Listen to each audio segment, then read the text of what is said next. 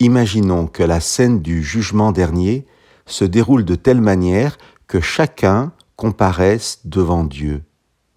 J'aimerais vous proposer la lecture du verset 2 du chapitre 50 du livre du prophète Ésaïe.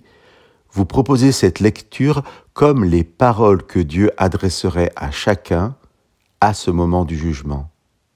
Je suis venu, pourquoi n'y avait-il personne? J'ai appelé, pourquoi personne n'a-t-il répondu? Mon bras est-il trop court pour libérer? N'ai-je pas assez de force pour délivrer? Si vous avez été attentif, cela fait 4 questions à la suite qui répètent en fait la même interrogation de Dieu. Pourquoi ne vous êtes-vous pas laissé toucher par moi? Chers amis, je ne sais combien de fois la question m'a été posée du pourquoi d'un Dieu qui semblait absent ou insensible aux problèmes des hommes. Très sincèrement, cette question posée est souvent compréhensible et il faut admettre qu'elle est parfois légitime au regard des épreuves que chacun peut traverser. Mais tout aussi sûrement sont légitimes les questions que Dieu pose à l'homme. Et dans ma scène du jugement, ces questions attendent une réponse. J'ai appelé, pourquoi personne n'a-t-il répondu? Bien évidemment, et gloire à Dieu, beaucoup ont entendu et répondu à l'amour de Dieu, car beaucoup se sont laissés toucher par ces interpellations.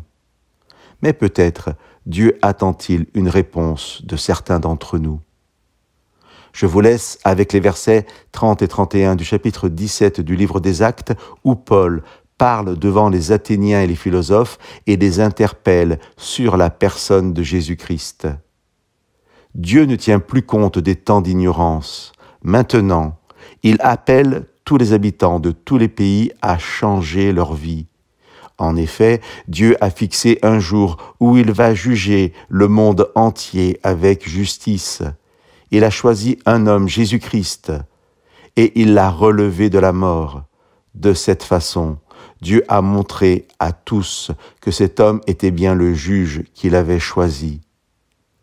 Juste avant ces paroles, Paul avait dit à ces hommes et femmes, « Dieu n'est pas loin de chacun de nous, car c'est en lui que nous vivons, que nous nous mouvons et que nous sommes. » Chers amis, nous sommes les enfants de Dieu, répondons à son appel pour que le Père puisse nous bénir comme il le veut.